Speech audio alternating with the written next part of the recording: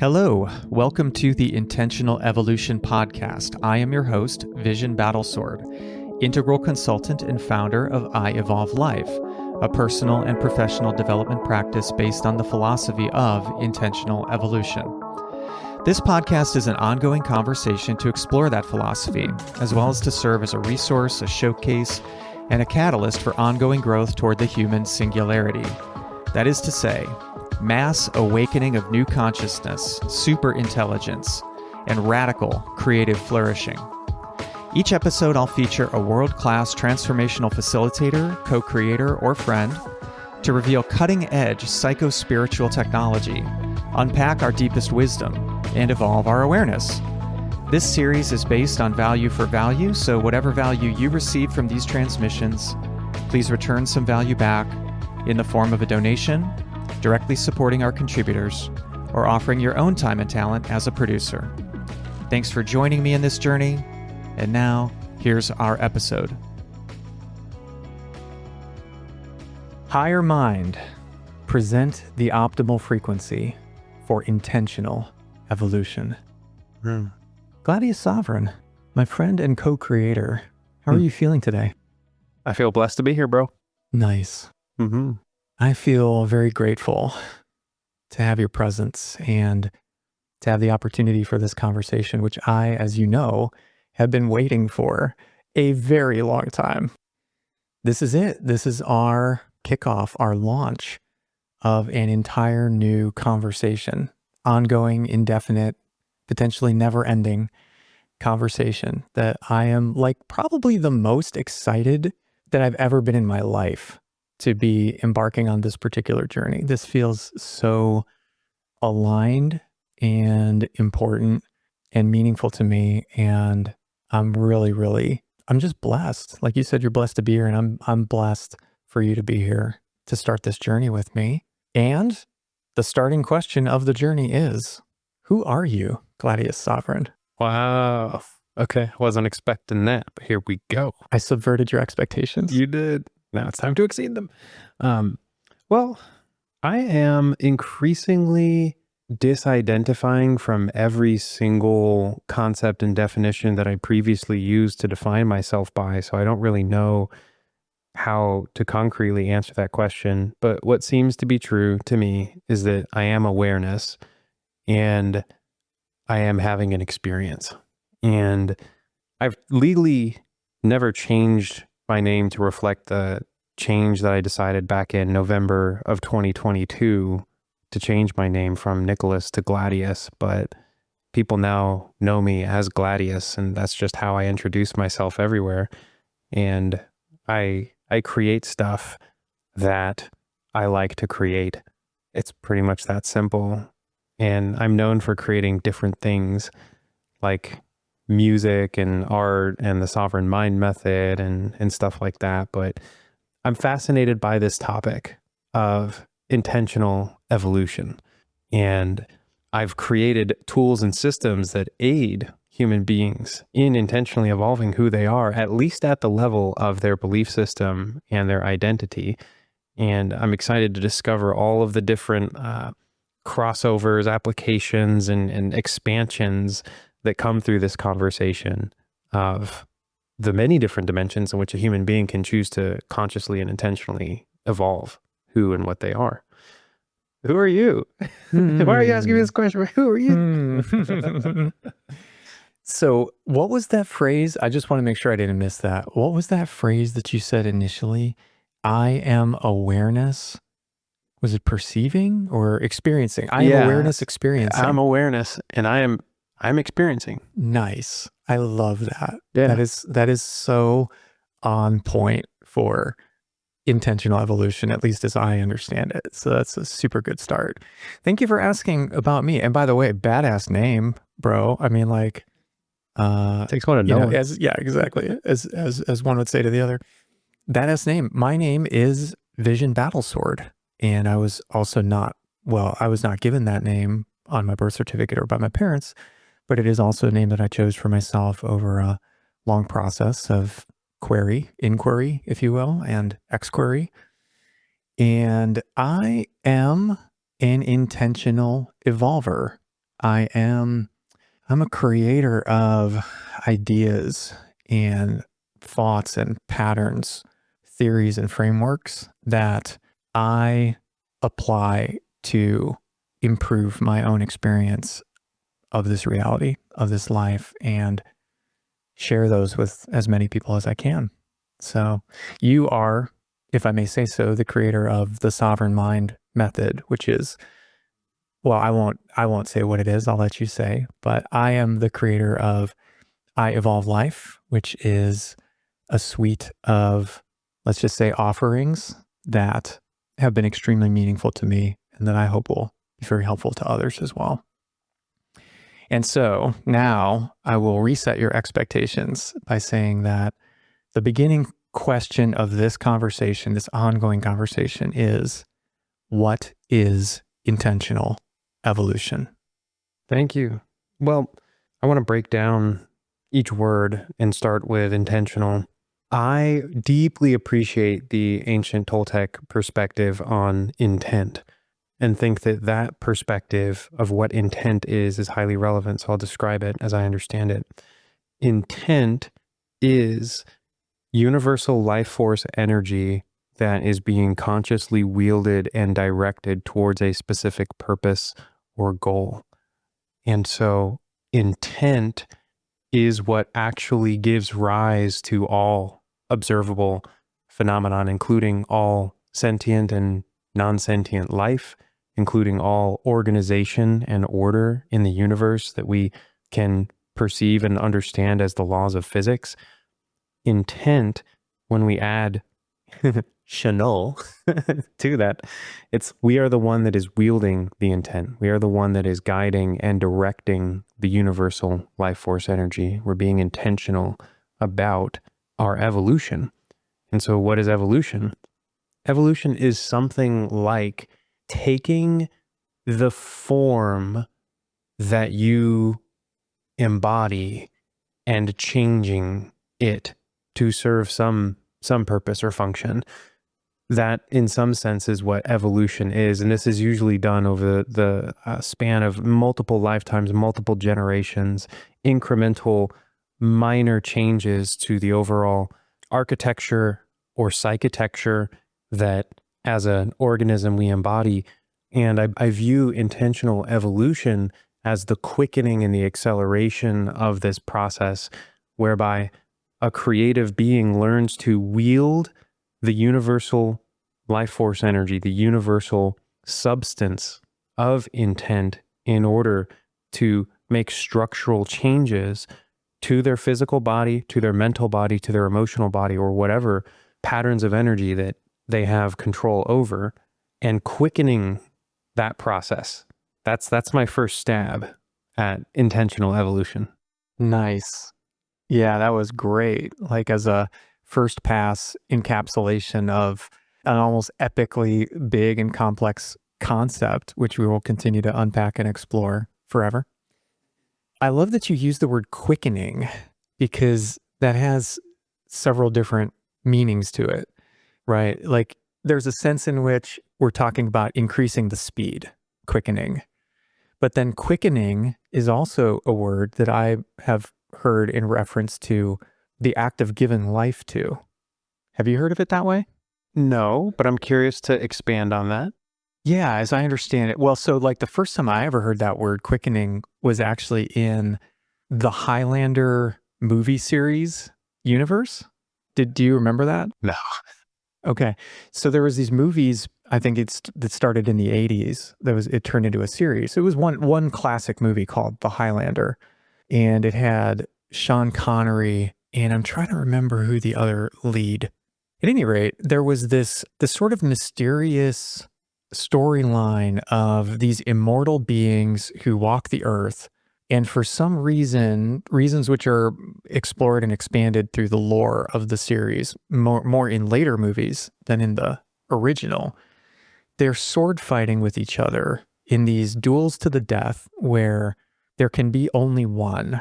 It's like an ongoing centuries or millennia long tournament where these immortals, they can't die, they can't be killed except through sword combat with each other. but they have to find each other, track each other down, and then have these duels in secret until there's only one of them left for some reason. In the lore of the original movie, it's not really expanded why this is happening. But the process of when one of them defeats the other and takes his head, he also, I guess he or she, I think I feel certain that they're all sexes of immortals, but when one of them takes the other one's head, they also take their power. In the movie universe, it's depicted as this energy, this like lightning bolts of force and power and electricity that transfer from one immortal to the other. And all of that immortal's power is absorbed.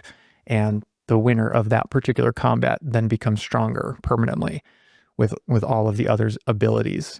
And that process of absorbing that energy, they refer to in the movie universe as the quickening. That was the first time I ever heard the word. But I've also heard it used to mean like the moment when the spark of life enters into a like inanimate vessel. So I think in magical terms, if we were to make a golem out of clay or earth or something, the moment of animating that dead material and bringing it to life is called quickening. That's amazing. Object. Wow. Yeah. So the fact that you use that word in this context of intentional evolution really hit home to me as being, yes, that is what we're doing. Yeah. That's exactly it. That's amazing. Right? We are quickening our evolution. We're imbuing it or instilling it with our life force, as you say, which is that word intent, which it literally just means life in Toltec spirituality. How does that all land for you? It's amazing. Yeah, I had no idea that there was the dual meaning there, but maybe subconsciously I did. It's funny. I appreciate the introduction of that definition, and I think that I agree that that's precisely what we're doing with almost like a full spectrum of different approaches. There's technological acceleration and advancement in AI, and there's the hybridization of like man and machine. And then there's the psycho-spiritual advancement of our own psychotechnologies. And earlier you described your, suite of offerings within I Evolve. And I was immediately thinking like, these are all psychotechnologies that have like permanently up-leveled my life and my relationships and my productivity and my effectiveness as a human being. And you have quickened me through your work, Yeah. Thank you for that. Yeah. And so I like just kind of coming back around to the words again. I think there's just so many different angles of exploration here, but real quickly, just kind of focusing on the word evolution. And, you kind of gave that overview or that description of what we kind of think of as evolution or what that is. But like, if I could put words to it, it's a process of incremental improvement, like just to remove all of the charge or moralism or anything like that from the word and just say like in a totally neutral sense, what is evolution? What does that even mean? And to me, it's a process of incremental change. Even we could even remove, instead of even saying improvement, it's really just a process of incremental change. That's what evolution really is. Don't you think? Yes.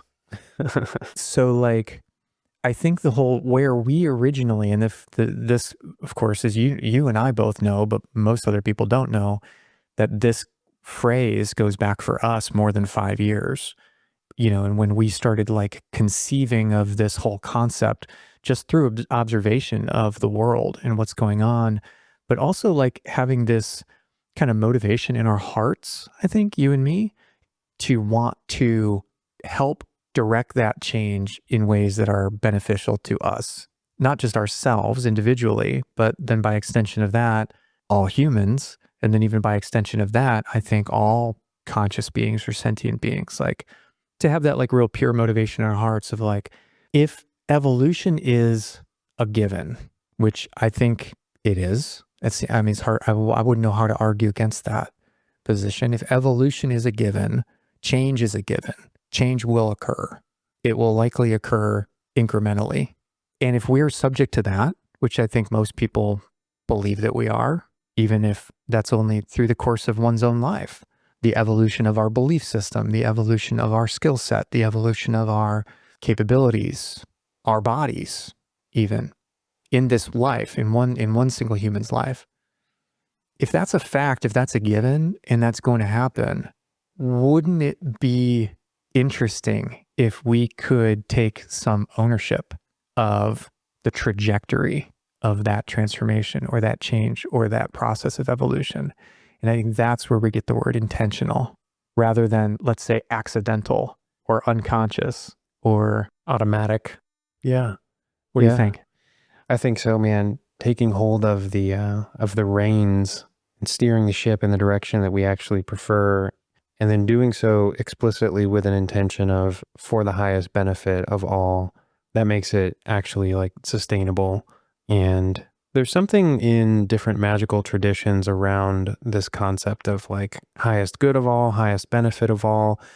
Apparently, when God set up the rule book for how all of manifestation and creation comes into form, adding that little suffix intention to whatever it is that we're intending adds almost like a lubricant for it to come into form, because it's not contradictory to the motivations, desires, or intentions of like the universal source creator, as long as it's for the highest benefit.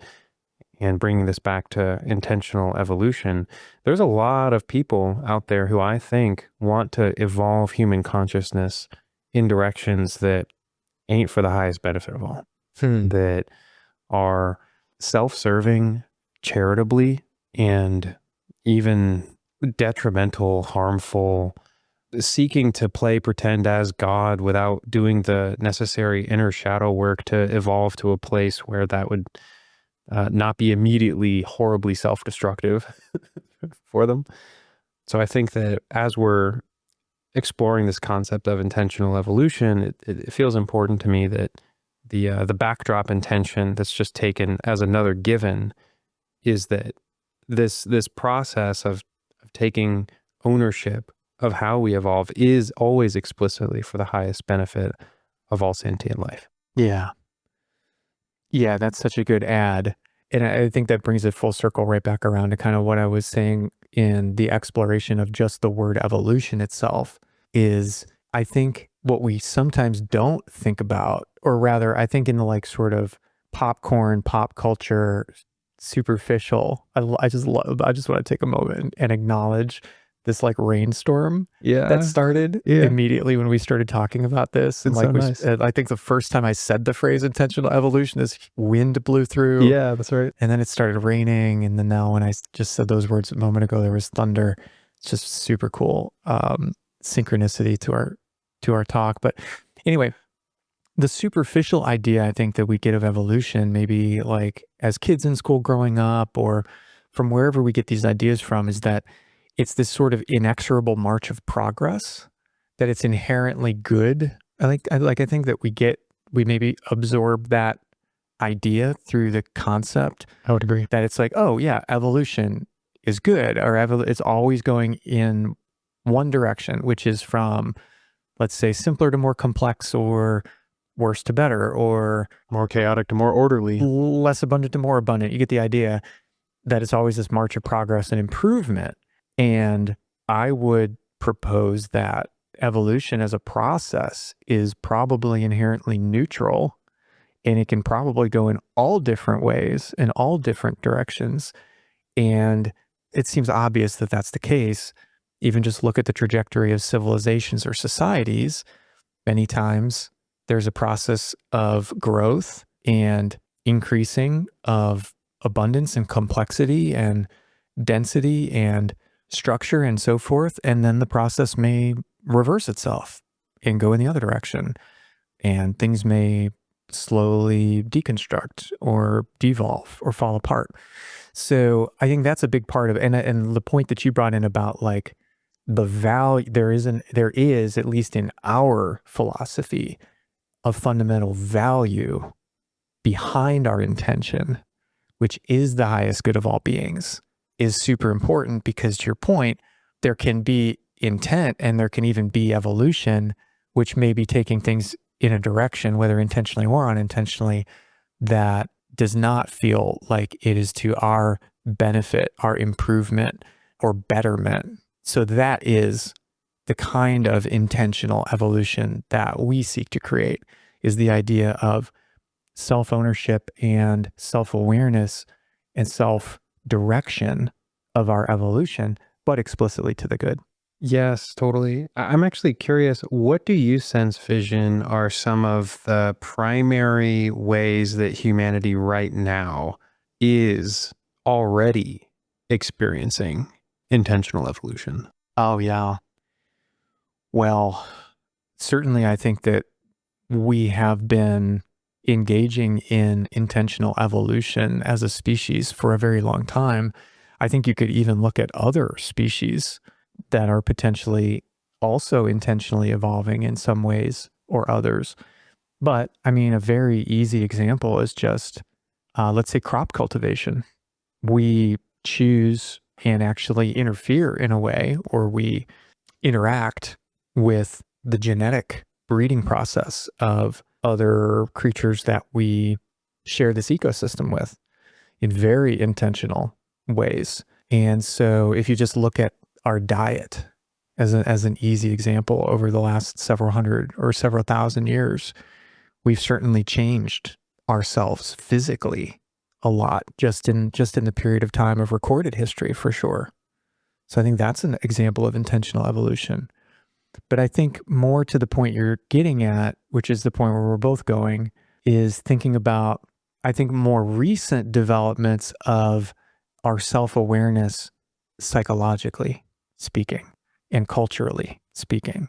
And so I think that's where I want to offer a reflection back to you, kind of like you did for me earlier about my portfolio and the benefits that you've gained from that, and say that, like, I think your technology, your psychotechnology, sovereign mind, is right over the target, or right in the sweet spot of what I think intentional evolution is all about, which is about taking ownership and becoming a self-creator of our own inner world, at least to the extent that we take ownership of our physical bodies, to take ownership of our psychology, our belief system, to be able to rewrite our own software in intentional ways, again, that are toward the highest good. Like, that's an example, I think, of where we're really starting to have a breakthrough as a species now. I would agree 100%. And I love the term psychotecture as a means to describe the synthesis between energy, mind, and body. And my sense is that any species that gains free will to make alterations and then intentionally change or intentionally evolve its own psychotecture is poised to potentially quantum leap in some unknown and unknowable number of ways. Because if you have the ability to uninstall legacy programming from the childhood environment that once upon a time maybe seemingly kept us safe, a belief system like I'm not enough, I'm not worthy, and I don't deserve it. From my own personal story, these three beliefs were very primary in my experience for at least 20 years of my life. It's two decades. And these beliefs served as fuel for me to motivate myself to achieve and go out and produce and work hard and always work harder out of fear of not being good enough. And it played a very instrumental role, these three key components, these beliefs, these energy structures, in like the development of my ego and becoming the Nick Runlet who I was, going all the way into my early and mid 20s.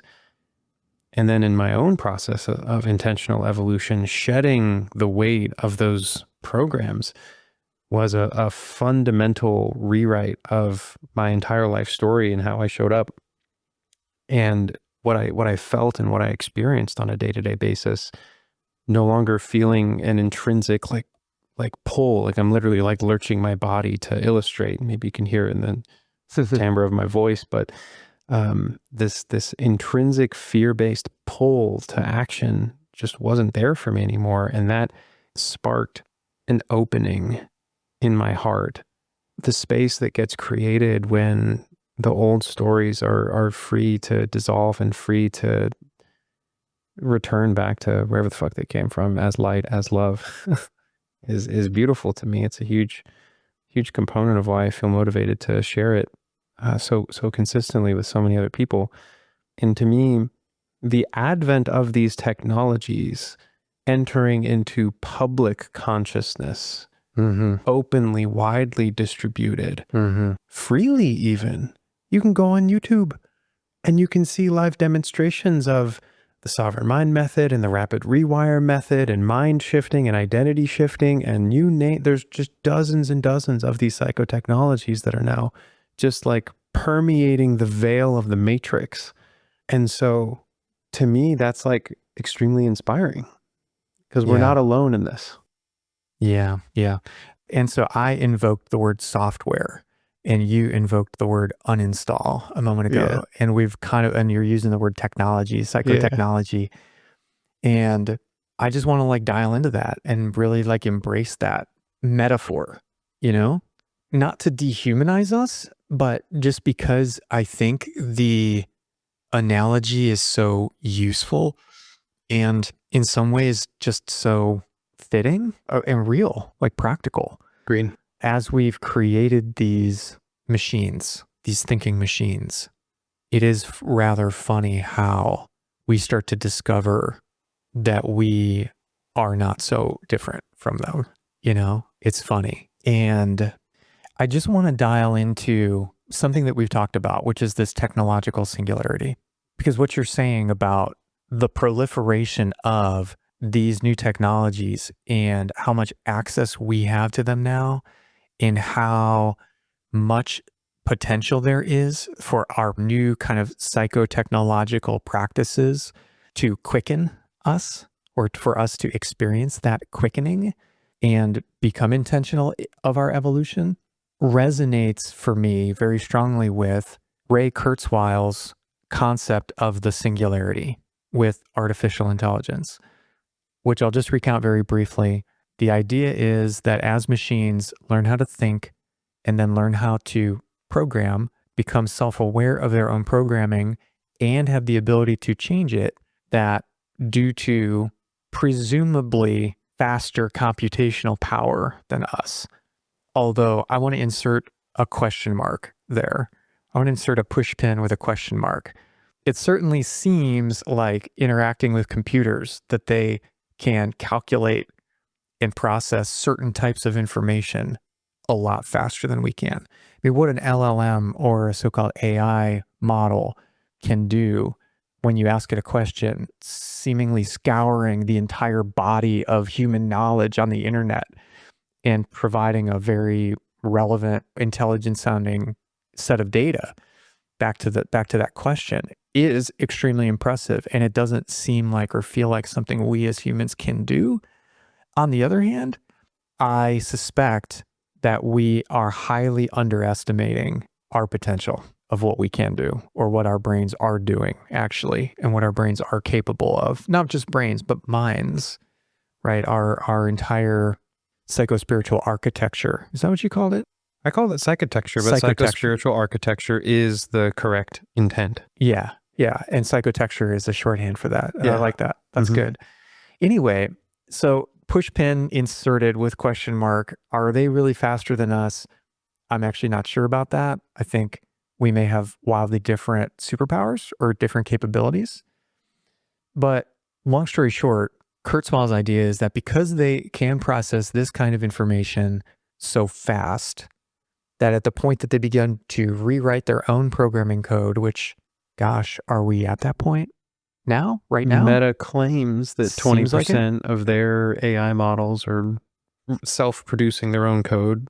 So we're getting there, apparently. Yeah, and there comes a tipping point where it becomes a runaway exponential process, meaning the machines are self-reprogramming in an iterative way, thousands, millions of generations per second or something like that, and then explode into superintelligence, which this moment is referred to as the singularity, maybe as a reference to the collapsing of a black hole, when that critical mass is reached. Also known as ASI, artificial superintelligence. Right. So Kurzweil has his own reasons for thinking that will happen and even wanting to create that moment and being excited about it. The point that I'm making, though, is taking that technology analogy and reflecting it back on ourselves and looking at the fact that we also, like our minds, our psychotectures, seem to be pretty information-based. And information is extremely malleable.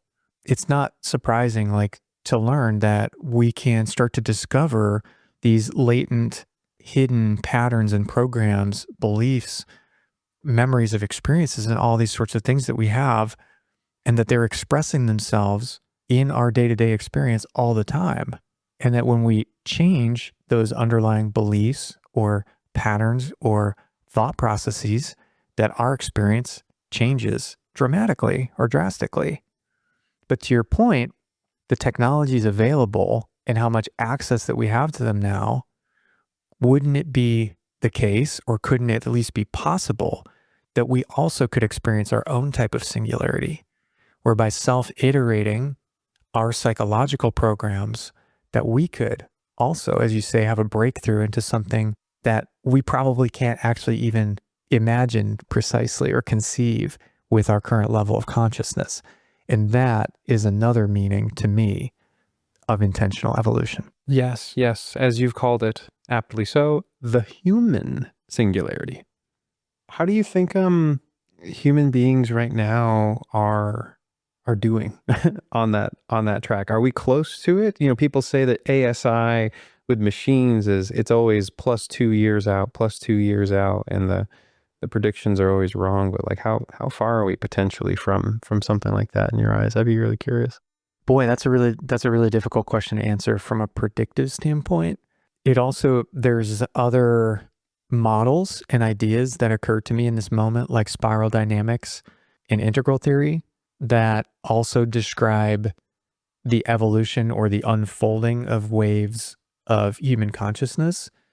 I think personally, I believe that we are without a doubt experiencing a wave. I think we, at a species level, are going through, again, also what maybe we could use Julian Jaynes' terminology to describe as the breakdown of our current level of consciousness, as an allusion to the breakdown of the bicameral mind.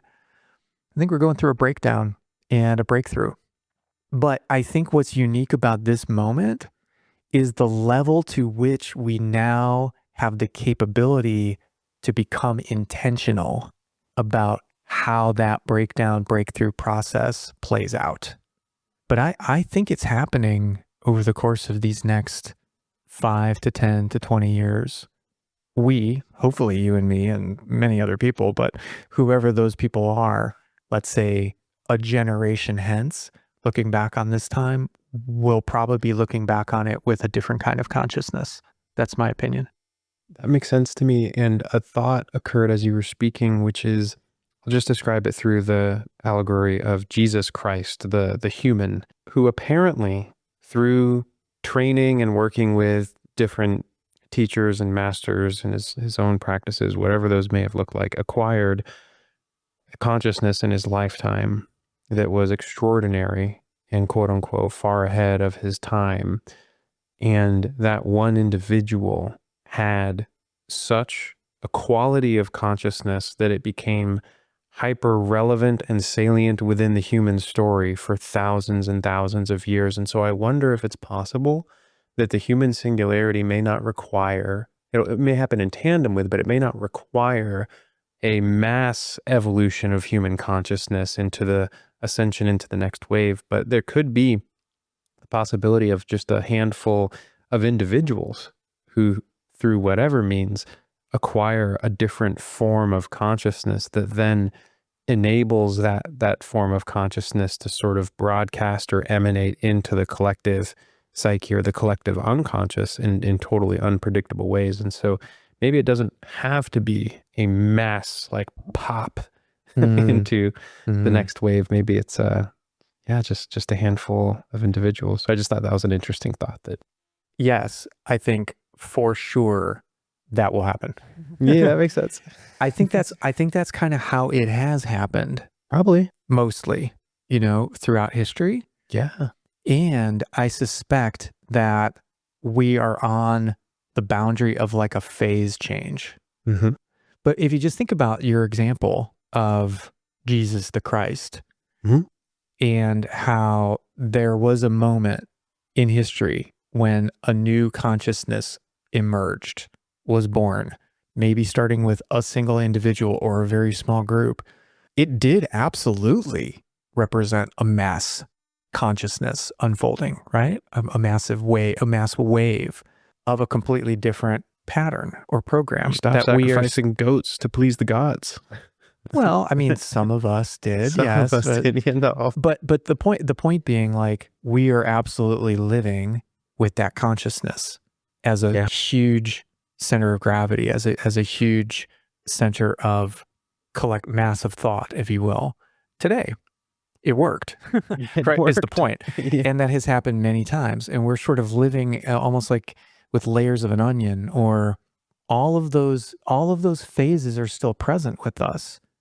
And also, there have been some times in history, if you believe the work of, for example, Julian Jaynes with the bicameral mind hypothesis, there are also certain moments throughout history when there's a bigger wave, if you will.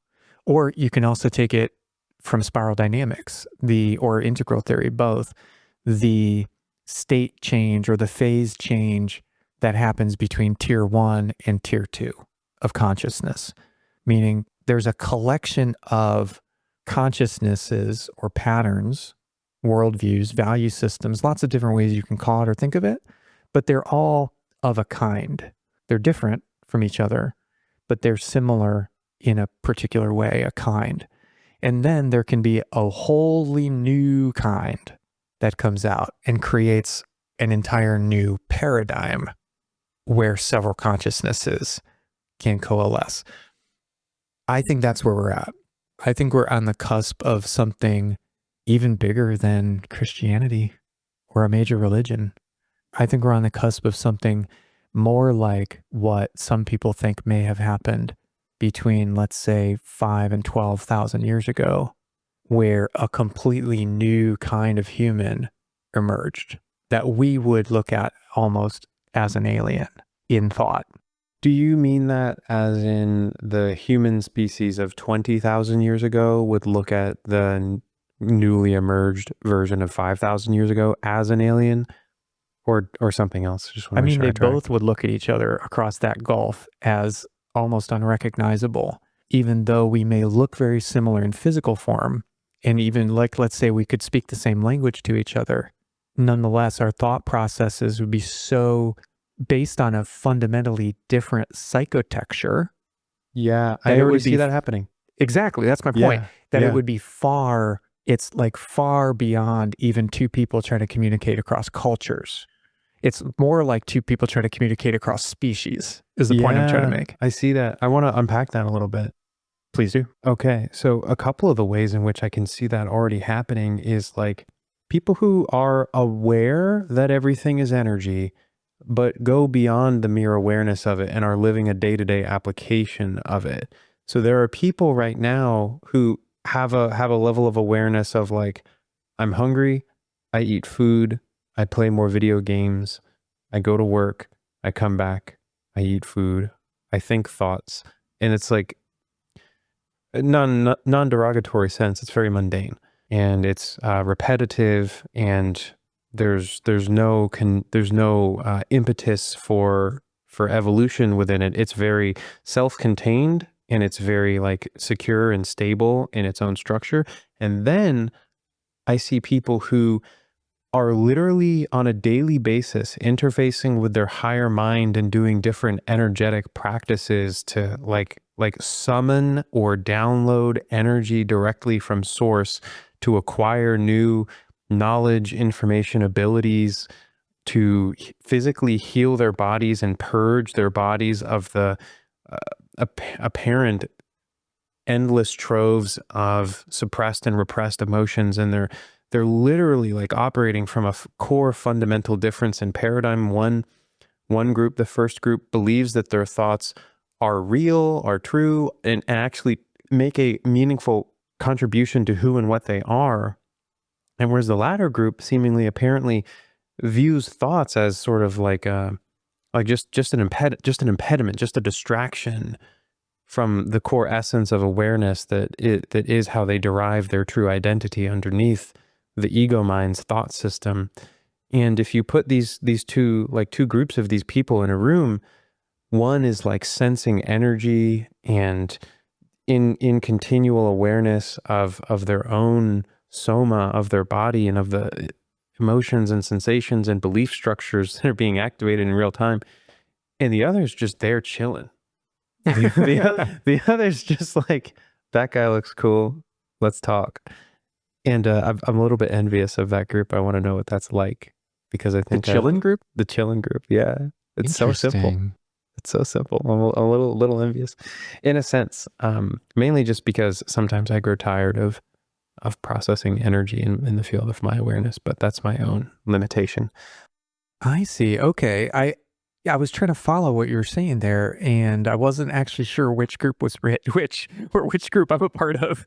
But so from your perspective, there's almost like a burden of consciousness, which is the requirement to actually like process all of the incoming sense data through this, sort of like, I'm getting a sense from you. Correct me if I'm wrong. I'm just like trying to pick up the gestalt, if you will, or like the sense impressions of what you're saying, that it's like there's a heaviness to this big filter or big processing engine that consumes all of this energy to try to process what the reality, like let's say, that's coming into or through our awareness all the time, and quote unquote make sense of it and make meaning of it. And how do I categorize this in my belief system? Where do I put this information? How does this benefit me in terms of putting food in my mouth, or, that hierarchy of needs or whatever? And then somehow or other, there's a type of person or people who have been liberated from that whole situation altogether and are just taking reality as it comes and aren't actually spending or costing all of that energy to process it. Instead, they're actually like receiving energy just from life or the universe. Is that kind of what you're saying? That's a great way to put it. And then I add a layer on top based on my current stage of development, which is I perceive sometimes that raw intake of awareness is highly activating of the remnants of programming and whatnot that still lingers in my body. And I sometimes perceive that as kind of draining, as even exhausting sometimes. And I like wish it weren't such a consistent feature in my overall experience. Yeah. Because the energy and the sensations itself become involuntarily salient to me. Like they command my attention. Yes. And so I imagine that too ultimately, and it has, fades away and diminishes and becomes less and less of like a prevalent feature of the awareness. Or what is also seemingly possible based on certain non-dual teachers who report their experiences, there can become such a degree of disidentification and disillusionment with the body that the signals are like actually quite quiet and manageable and non-intrusive, because there's no sense of self bound up in them. And so this is another potential way in which I would desire to personally, intentionally evolve, is to let go of as much of that as possible. How do you make sense of all of that? It brings up a lot of stuff for me on my side as you were talking. It's like we're all, I love this exploration because we're just like hitting intentional evolution from like all different sides and all different angles. Totally. And it's all on target in different ways.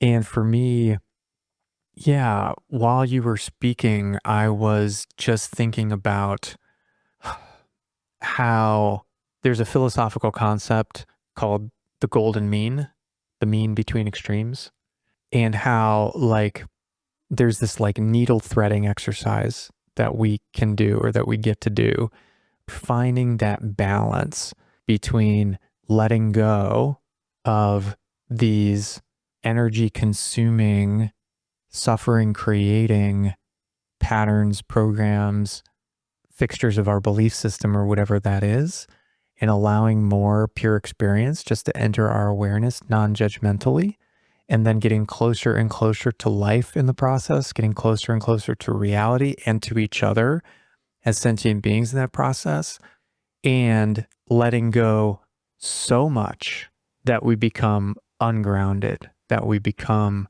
non-functional, that we become, let's just say, lose contact with our physical presence and objective, let's say, sense perception that maybe goes in a direction that becomes non-beneficial.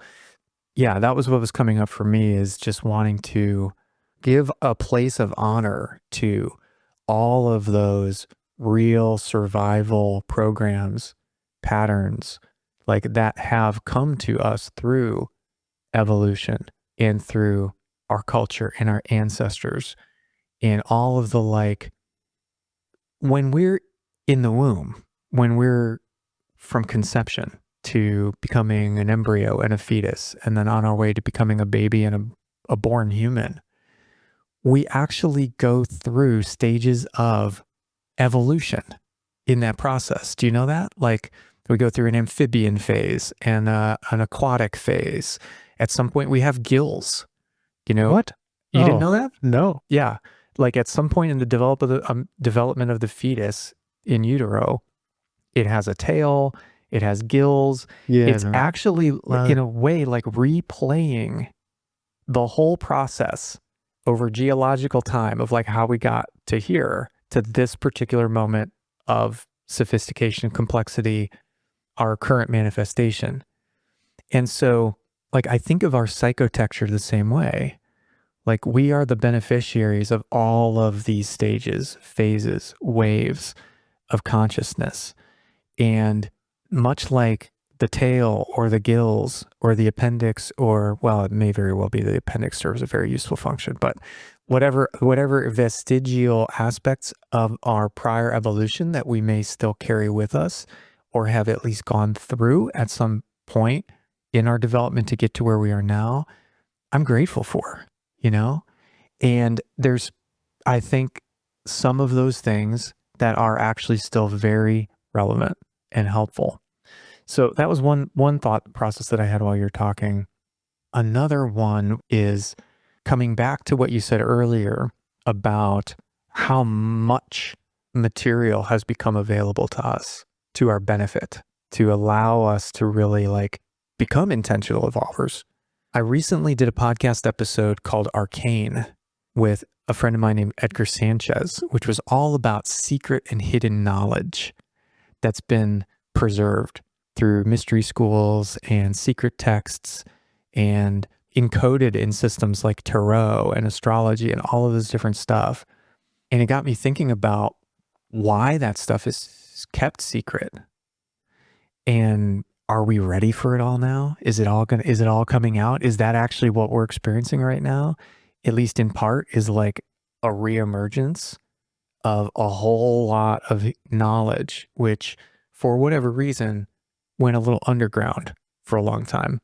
That also made me think about, because you invoke Jesus Christ, the whole idea of the book of Revelations and how most people think of that last chapter, I guess, or story or book of the Bible as being this kind of like apocalyptic story of like the end of the world, quote unquote. But I've also, I've started to hear things from others in interpretations of what that's really all about. And it suddenly landed for me that even the name, Revelations, it's about the time when all will be revealed. Mm-hmm. It's about the time when all will be known. The secrets will be told. The truth will come out. Right. So there's a sense in which that is a kind of an end of the world as we know it, in the same way that like if I go through a deep transformational experience through facilitation, psychedelics, or a religious experience, if I become born again, there's a sense in which the old me had a death, or sometimes we call it an ego death. There's a sense in which the world did end, but that doesn't mean that there's a cataclysm or that there's massive destruction or anything like that, except for perhaps psychologically speaking, or to our belief system, or to, the way we think about our institutions, let's say. So all of this kind of feeds back into, for me, this idea that there could very well be this process of revelation, which feels very jarring, which feels very disruptive, but that is all for our good. That having access to all of these different psychotextures, psychotechnologies, secrets, mysteries, information from both the ancient and the extremely new and modern is what comes together to allow us to really choose our own adventure now. And I'm excited for that.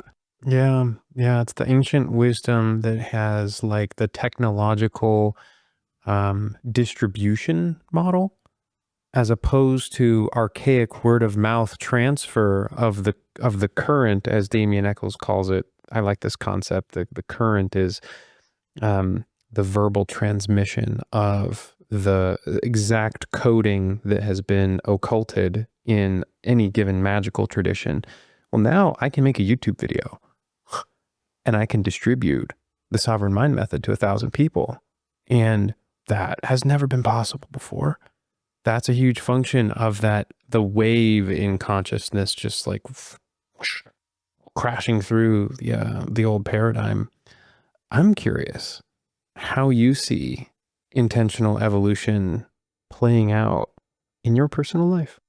I didn't realize you were going to be the interviewer. I was going to be the interviewee. It's a little bit in about this conversation. I would like to ask you some questions too. Great. To give you a chance to flesh some things out. Yeah. How do I foresee intentional evolution playing out in my own life? Very beautifully, very carefully. I've seen intentional evolution playing out in my life already for many years, before I even had a name for it. I just had an intuition of what was happening. But in general, for me, the idea of intentional evolution is tied very closely to integrity.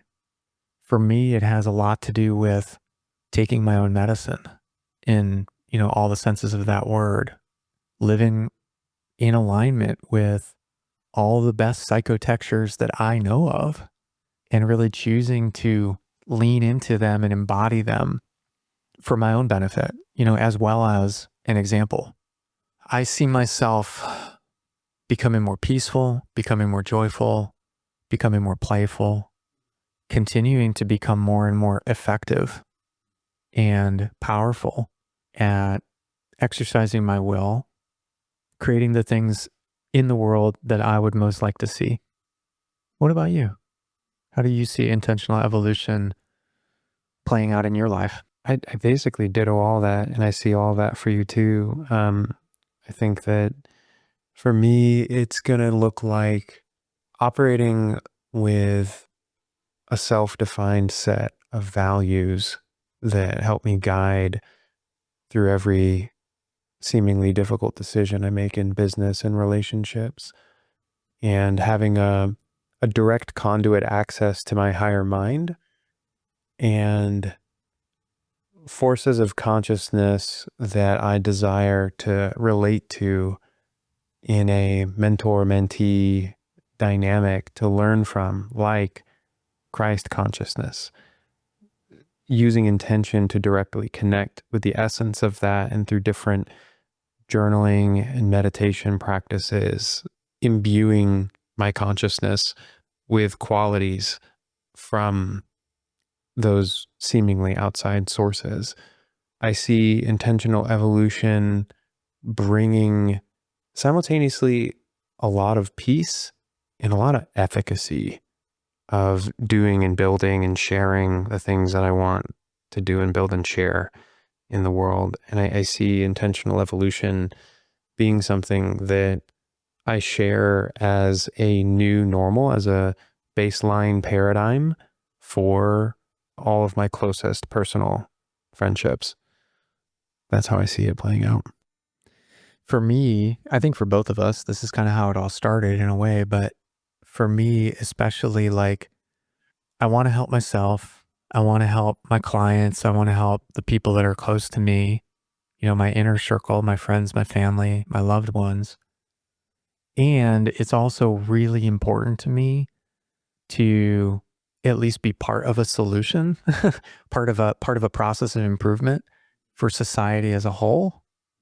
How do you see intentional evolution playing out in our culture, our civilization, our society? Yeah, I'm going to interpret that as like moving forward as opposed to like up until now. Okay, so it's just going to keep quickening, bro. It's all quickening. I think that more and more people are going to catch on to this notion that like beliefs are just patterns of energy, and you have the ability to influence energy that is within the field of your awareness, so long as you focus your attention on the energy and apply intention to it.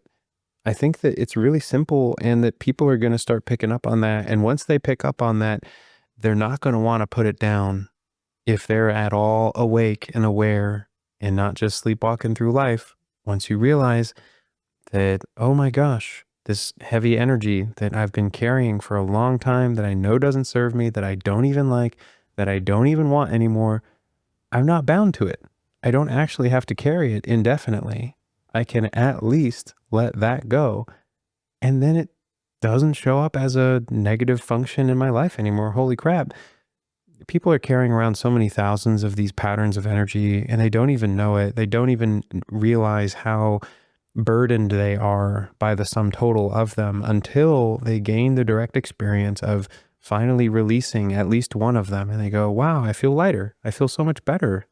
And wow, synchronicities are happening at an accelerated rate. And wow, I'm not triggered in the same way as I was by that old not good enough, or that old unworthy, or that old not deserving, whatever that case may be. I think that once people get a taste of it, they're going to want to share it with their friends. They're going to want to share it with their family. And it'll be a very organic uprising of sovereignty and expanded sentience. And, I think that a big component of this too is going to be almost in a sense the modernization of magic. There's going to be a commonplace acceptance that intention carries energy and makes meaningful change at multiple levels of reality beyond just your own physical body. Yeah, it's like the visceral, deep core epiphany understanding of what that, I guess, what's kind of almost become a cliche, even though it's a super, super powerful mantra, be the change that you would like to see in the world. It's like, oh, okay, great bumper sticker, great t-shirt, great thing to say. But like when it really lands and you realize that like, oh, that's magic. That's changing reality. No BS. That's a totally different paradigm. Yeah. And the paradigm where every single person has that understanding and is on a daily or weekly basis operating with those intentions, it's a totally different world. Or at least when there's a substantial number of people, a critical mass, if you will, or even a center of gravity that's operating with that kind of understanding. Yeah. That's a shift in consciousness. That's the kind of thing that I'm talking about. Yeah. But there's something else you said previously that I just want to do a little, point counterpoint thing. There's shadows in the world, right? There's a dark side to things. And that's because there's a light side to things, and there has to be both. But what I'm saying is that when you were talking about how you can go on YouTube and discover, I'm reflecting back to the recent conversation I had with Edgar about Arcane, and he was talking about how you went on the internet and found a video that caused him to have like a spiritual embodiment experience. Like a spirit came into his body and he was able to communicate with it. And he described it as a super, super positive experience for him. And then I also reflected back, like, that door could swing both ways, probably. I would like to be careful with the kind of content I consume if it has those potentials. Yeah. So the point I'm making is that, like, yeah, it's amazing and beautiful for people to be able to find things like your sovereign mind method or my power activation or lots and lots and lots of other super high vibe, intentional evolution minded stuff. And the internet is a neutral technology. Communications in general is a neutral technology as a vehicle for any ideas or patterns or programs or energies, encodings of information. So let's just be being realistic about things. The question is looking at the landscape of society as it is now, not necessarily looking backwards in time, but still looking forwards. Nonetheless, knowing that there's lots of content on YouTube and or everywhere else and all sorts of different ways that people are interacting with technology and AI and so forth. Where do you see that kind of critical mass of consciousness, like what you were describing, that modern magic idea where we start to become aware of our own patterns, that everything is made of energy and information, that we have agency, ownership, sovereignty to be able to create our reality in any direction that we want? How does that play out, knowing that there's also, let's just say, patterns that maybe want to go in different directions? Well, it's always going to boil down to the individual's free will decision based on the guidance and wisdom of their higher self and the degree to which they have access to their intuition. They'll find the right information at the moment that their consciousness is ready to find it. And they generally won't find it a moment sooner. It's really rare that one purely accidentally stumbles upon something that is profoundly beneficially life-changing that seemingly didn't have a little bit of influence from their higher self, like, hey, bud, watch that. Knowing that there's an information landscape out there that's full of landmines, and even if it wasn't full of landmines of people who are like poisoning the well to some extent, just 90% of the information on the internet around limiting beliefs is either counterproductive or like feel-good junk. Tell me more about that, because I haven't explored that space nearly as much as you have. Yeah. So if a belief is a crystallized pattern of energy that lives both in your mind and in your body, stuck, trapped emotions in the physical tissues, even a mental reframing process alone isn't going to fully and completely dissolve the full energy structure. But 90% of the information online will tell you, okay, write out the belief. Ask yourself a question. What do I believe about myself? That's like not helpful for finding a limiting belief that is causing a specific unwanted circumstance, but it'll at least give you some interesting intellectual popcorn. I believe I'm a man. I believe that I'm someone who likes coffee or something. This is really interesting to me. I want to dissect this. Yeah. Why does that not work? Well, I'll keep describing briefly that, okay, you found a belief, I'm not good enough. How do I process that belief? Number one, challenge it. Ask yourself, is that true? And you answer, no. End of process. Do you feel better? Most people, most of the time, will say, marginally, yes. And then they'll go on and wake up the next day and they'll have that same sense in their experience. And that sense will persist for the next 20 years in their life, even though they know that it's not true, because beliefs can exist independent of whether or not they map onto the truth. And in my perspective, no belief is actually the fundamental truth. The best that a belief can do is accurately map onto the truth.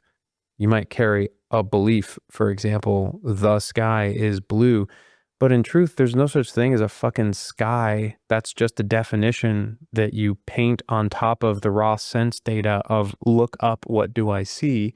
I see big, vast blue space blue is a definition.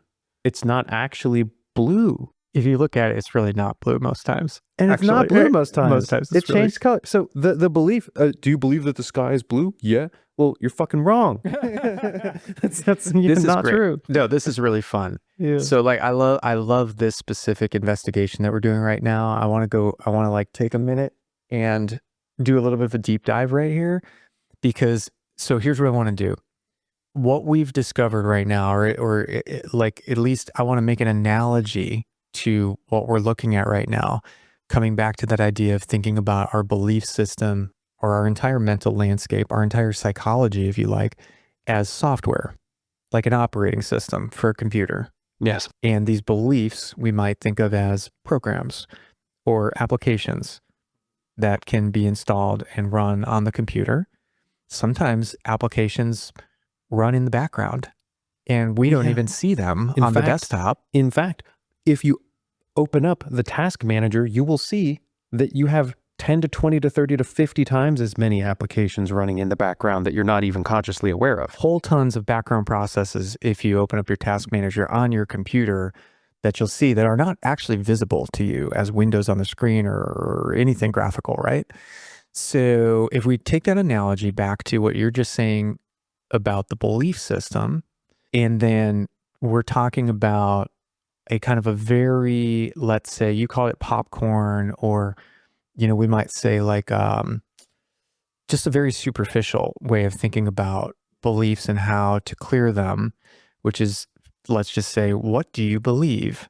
Okay, well, I guess this is sort of like querying the computer, like what programs are running, but how does the computer know what information to return to you, right? If you give the computer a very vague instruction, it might just show you the blank desktop and say, here you go. Yeah. Oh, you said programs are running. That's what I got.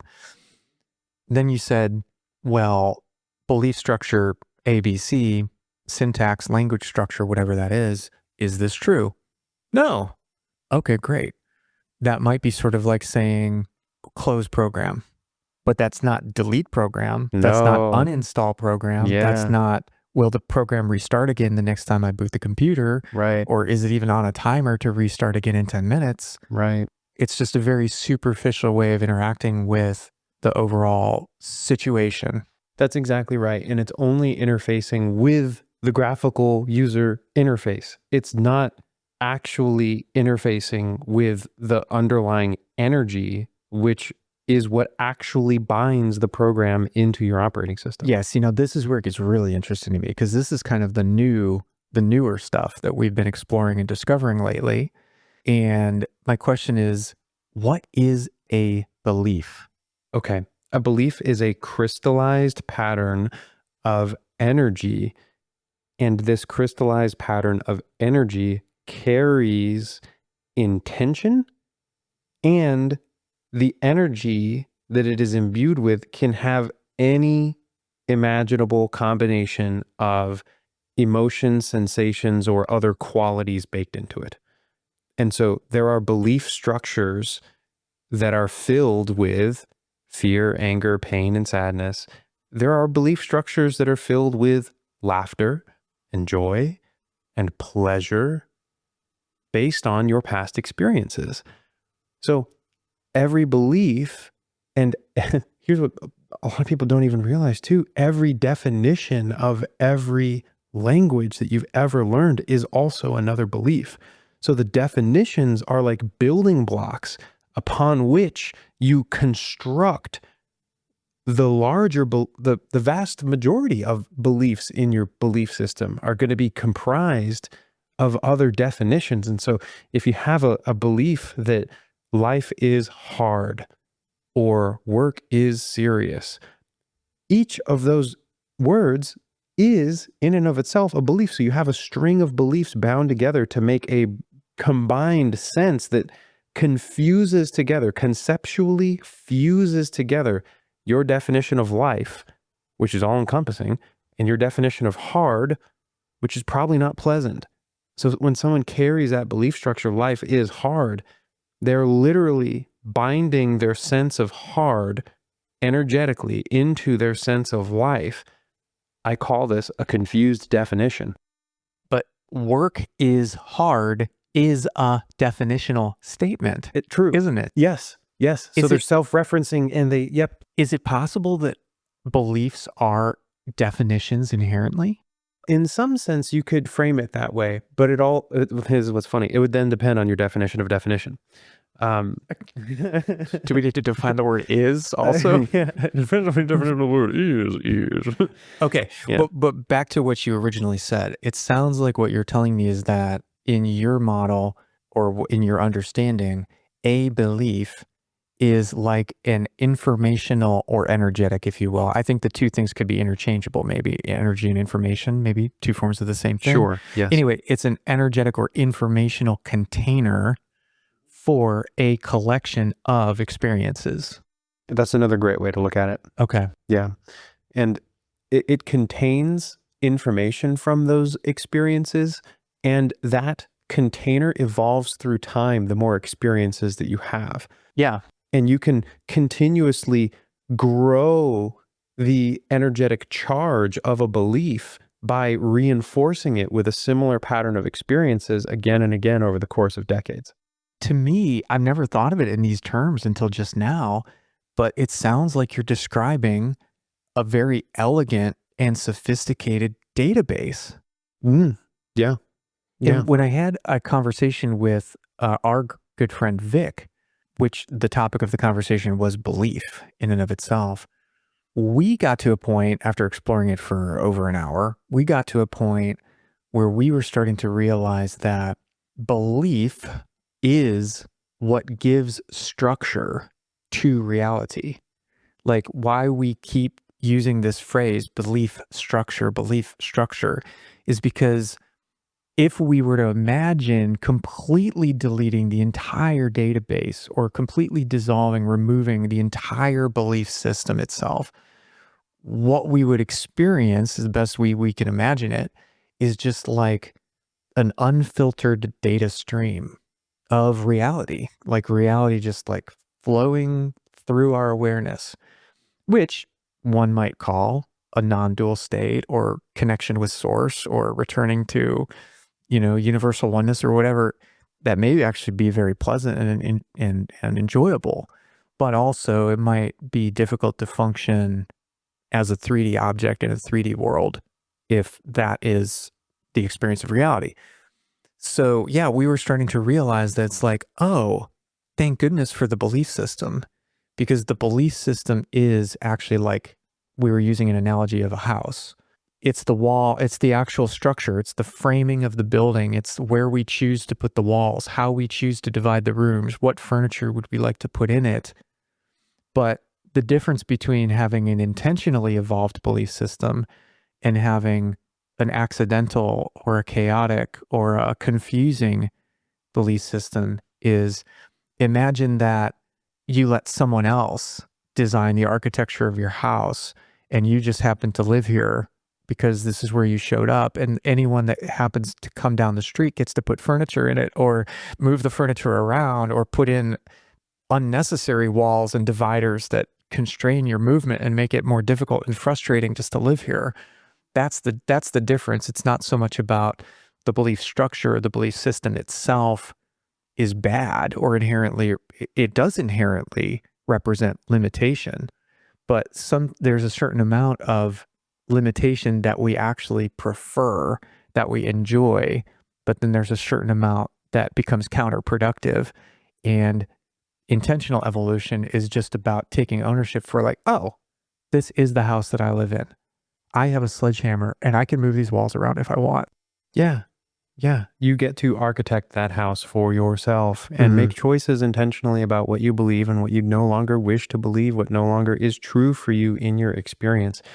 If you carry a belief, I am not enough, that will feel, look, and seem and sound true and real to you every single day, right up until the moment when you finally choose to let it go. And then you realize that, oh, what I perceived as a wall blocking me off from the beautiful balcony that I've secretly had inside of my consciousness the entire time, what I perceived as a wall was never actually there. It was just waiting for me to walk through it. And then when you do, you get to reap the rewards of actual sunlight reaching your eyes, reaching your awareness without the veil of that illusory perception in the way. Sometimes the walls aren't even solid. They're just holograms. They're just holograms. Yeah. And you like believe in them so strongly that you think that you can knock on them and you think you can feel them and you think you can touch them. You can't. They're not really there. They're not there in a concrete sense. What happens, like, okay, so like really going deep into the theory, because this is the whole point. Like we want to geek out on this stuff. Yeah. What happens when someone has, as a part of their belief structure, their house, if you will, a wall or whatever it is that it looks like, such as I'm not enough, I am not enough, which is again a definitional statement. Yes. It's a definition of I am. Mm-hmm. How does that manifest in a person's experience or in a person's behavior? What does that like result in?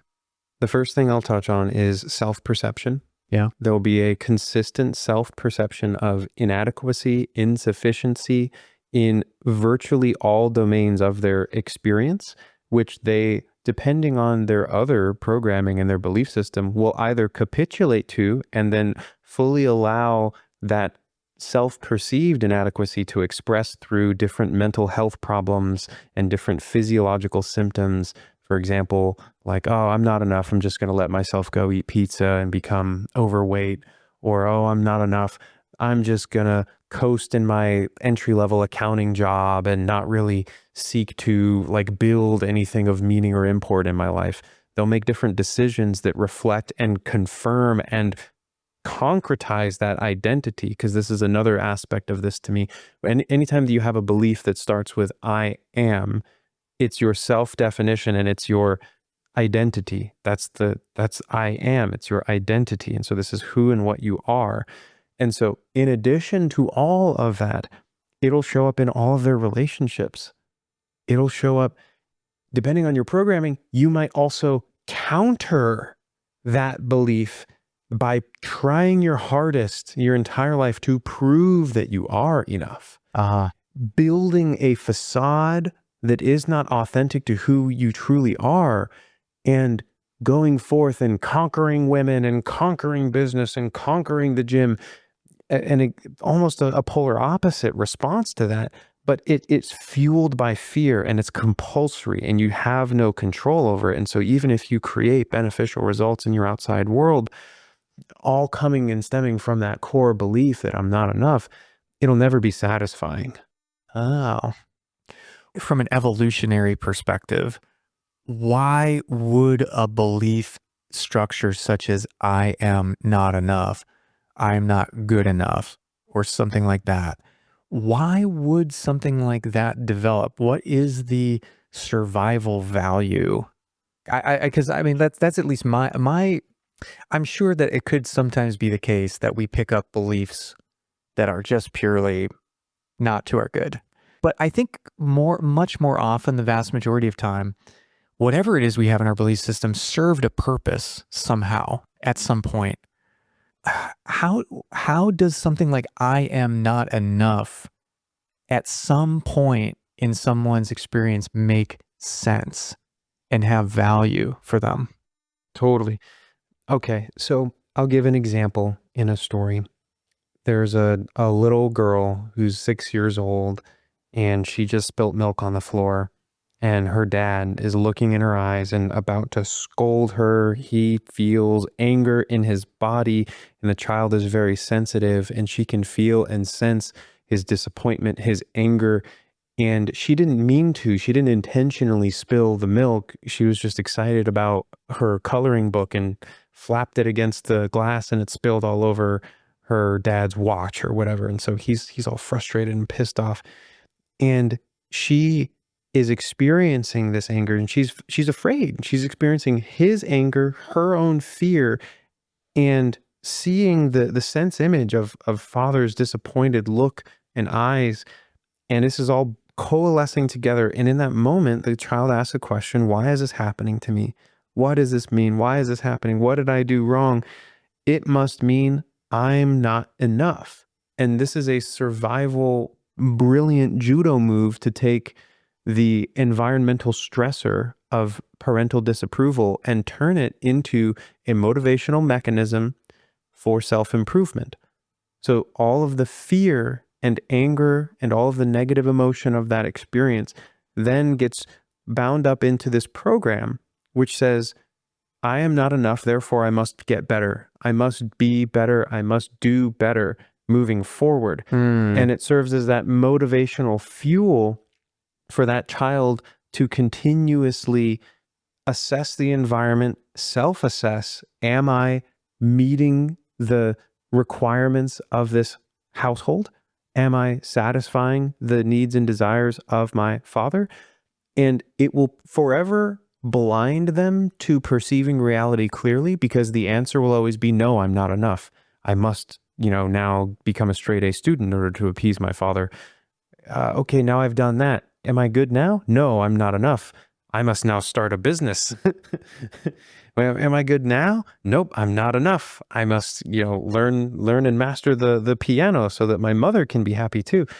And so it will serve for a stage in a period of time as evolutionary fuel to improve, but it'll also be completely and fundamentally draining and exhausting. And most of the results that come from that will deliver temporary, fleeting satisfaction and never soul level fulfillment, because it is fundamentally a survival program.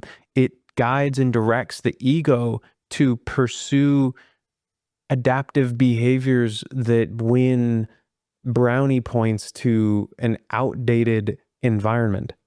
Once you're 20, 30, 40 years old, you've left the child at home. You no longer need to appease mom and dad. You no longer need to carry the story that you're not enough. It doesn't actually keep you safe like it once appeared to. And yet it'll persist indefinitely until you make the free will choice to let it go. No, but I get it. And this is actually really super helpful for me and maybe for other people to just have a connection to reality, like to have a connection to what is this for? How did this get here? What is the practical value of this? So that it's not just such a disembodied boogeyman of I'm not worthy. And I'm burdened with this thing. I'm it's like this cross that I have to bear.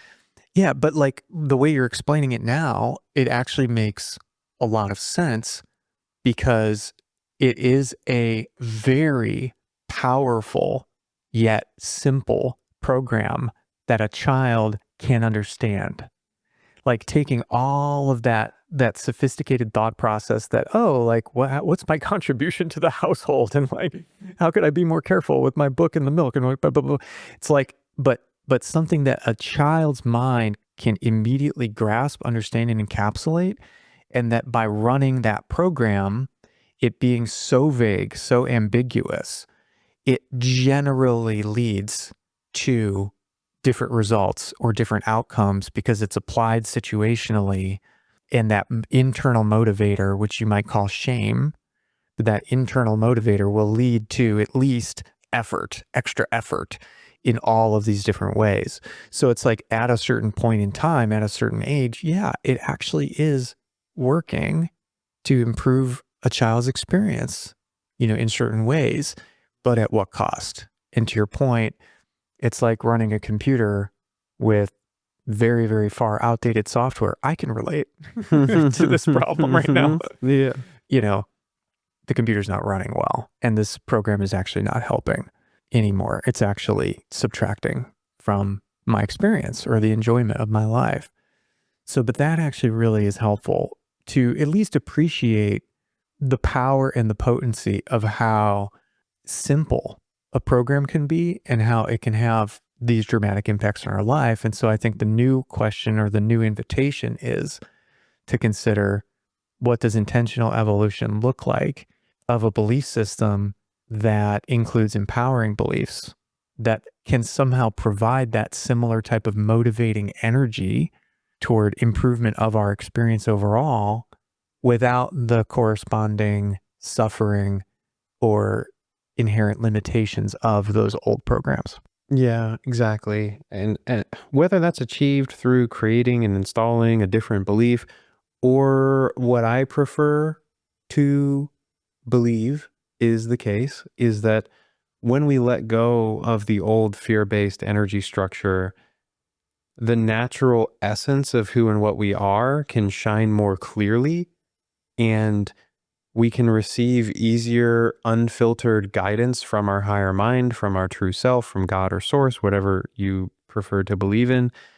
And the natural rhythm and order and purpose of our soul can then spontaneously unfold. It doesn't have to be a matter of like belief replacement.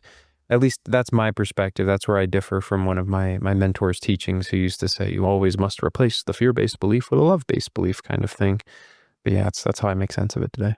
Yeah, and that makes sense too. Like, just to bring it back to the analogy of the house, sometimes you may just want a more open floor plan. Yeah. Like, we can knock some walls out. We don't need to put new walls up necessarily. Right. But on the other hand, we may just want to reconfigure the rooms, and sometimes new walls create different spaces that might be what we want to enjoy right now. But yeah, I see where you're going with that. And I was just noticing in your story, like in your example of how the little girl forms at some point, I'm not enough.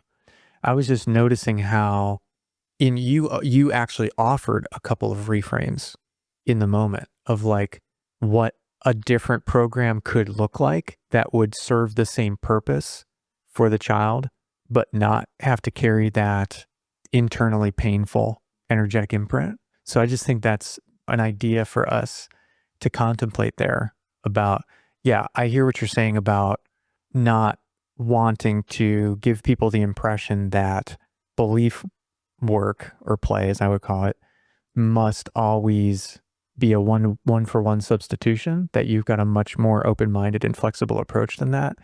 But then also dialing back in time to the 6-year-old child or whatever age we are when some of these things, these beliefs occur, it could be that at that age, the house is going to get a wall, and we can help ourselves and help our children to put up good walls as much as possible. Yeah. That will serve them well. Yeah. For as long as possible in their life.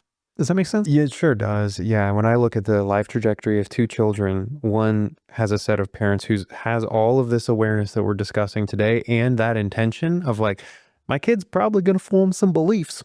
Might as well empower them with ones that are beneficial. Right. Or here we are in the spilled milk moment. Yeah. Intentional evolution awareness would say, this is a big deal. This is an important moment. How I handle this can change the trajectory of my child's life for the next 20, 30, 40 years. Right. So it's like, what do I want to do right now? Do I want to try to make sure that this doesn't turn into an I'm not enough wall? You know what I mean? Yeah. And there's a hilarious running joke that I have with my partner Eliza, where we make fun of the ego, and the ego always knows what to do based on what it believes, but it has this childlike voice of like, I know what to do. I'm going to yell and scream at her and make sure that she feels shame for the rest of her life. It's like, that's good. Oh, man. But no, that's funny. We should make a cartoon character of that. I want to. That would be hilarious. Yes. That would be such a great way to explain some of these things that we talk about. The ego knows what to do, man. And it's always that voice. I know what to do. It's like a little smart ass. Yeah. That's funny. Oh man, this was fun as heck. It was. Yeah. Is there anything else on your mind right now that just feels really juicy to include as our first conversation ever on intentional evolution? I just want to remind people that you can go to the Intentional Evolution website and you can see past collaborations and productions of Intentional Evolution, the organization, and gain a ton of value from watching these presentations. And everything that we do here is offered on the value for value model, which you can learn more about on the website. But the idea is super simple. It's like, if you check out some of the deeper explorations and workshops on these ideas and you derive value from it and you want to make a contribution that feels good in your heart, you're free to do so. We really appreciate you. I appreciate you big time for listening to this production, and I trust that you gained some value from it, some perspective, and hopefully a laugh or two along the way. And I'm just really grateful, Vision, that we kicked this off together. Yeah, man, you too. And thanks for bringing that in. The idea here, I mean, correct me if you think I'm wrong, or if I'm speaking out of turn, but like the idea here is like 1 + 1 = 3, and or 30, yeah, or 30 or 300 or 3 million. Like the idea is we want to bring together as many of these groundbreaking, impactful, evolutionary ideas and technologies, psychotectures, as we called it, or psycho-spiritual architectures. Like we want to bring all of this together, and we want to create the human singularity. That's what we're here to do. And we, deeply believe that we can collaborate together in joyful, playful, reciprocal, value exchanging ways where we're all just getting better together and improving in the directions that we would really like to take our own evolution. So that's what we're here to do. And we'll just keep talking about anything that is on topic or relevant to that whole project of intentional evolution. And thank you so much, Glad, for being my partner and my co-creator in this adventure. Evan, yes. Love you, man. Love you too. Thanks for joining me for Intentional Evolution. If you'd like to support the show, there's a couple of ways that you can do that. One is to connect with me directly. I'd love to start a conversation with you if you're interested in any of my offers, or if you'd like to be a guest on this podcast. Visit ievolve.life, L-I-F-E, and drop me a note or book a call with me to connect. Another great way to get involved is to attend one of our live events.